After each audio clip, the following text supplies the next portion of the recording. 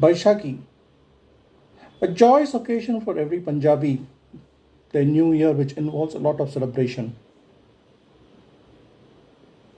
But on April 13th, 1919, on a Baisakhi day, this joyous occasion turned into a terrible tragedy.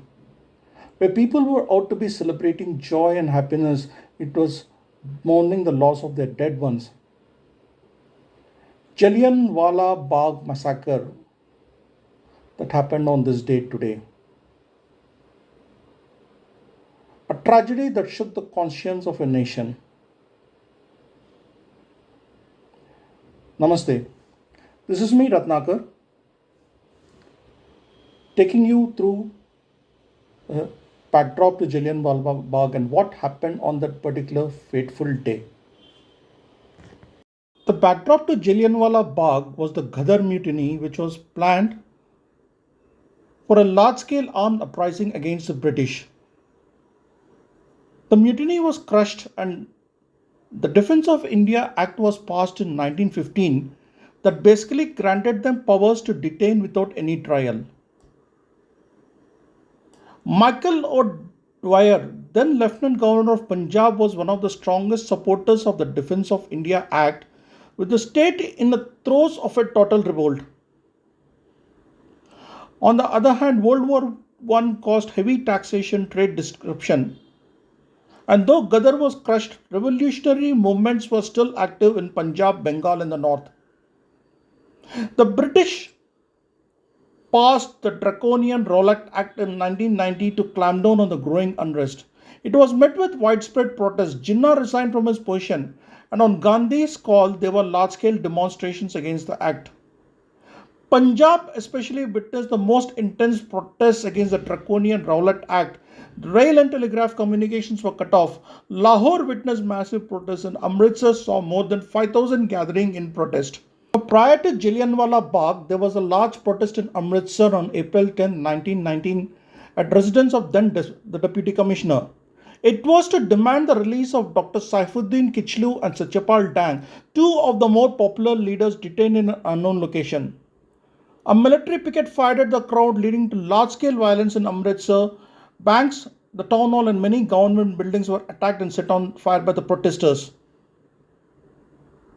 5 Europeans were killed in the ongoing clashes, while 20 Indians were killed in the firing. With increasing violence, by April 13, the province was entirely under martial law.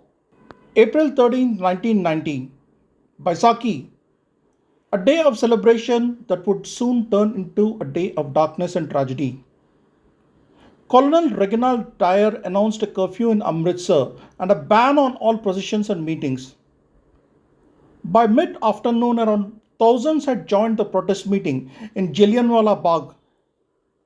Many of them had earlier visited the Golden Temple for prayers and were coming back. And this was the narrow entrance to the Bagh, which was blocked by Dyer. Basically, if you look at it, Jallianwala Bagh is roughly around 200 by 200 yards in size, surrounded by 10 feet walls and houses overlooking it. There was just a small cremation ground and just this particular narrow entrance. The place was a death trap.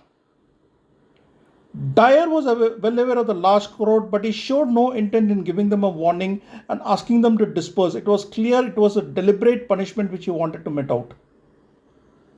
Around 4:30 p.m., Dyer arrived at Jallianwala Bagh with a force of around 90 soldiers armed with .303 Lee Enfield bolt rifles. It had 5 entrances, of which only one was in use, and that too a narrow one. What was happening was the audience there were caught in a complete death trap. Dyer gave no warning to the crowd, blocked both exits, and then began the horror. The troops began the shooting. He purposely directed it towards where the crowds were largest. For around 10 minutes, firing continued. It was carnage all over.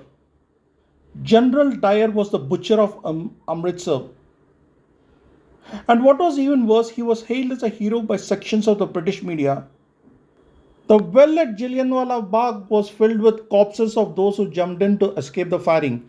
Even now you can see the bullet marks on the walls. It was one of the most horrendous atrocities ever inflicted on humanity. While numbers were not known, it is estimated around 1,500 people died in the horror at Jallianwala Bagh, and it shattered the myth of the civilized British. Dyer was a monster who had no guilt about his action. Even worse was what followed. Martial law was declared all over Punjab.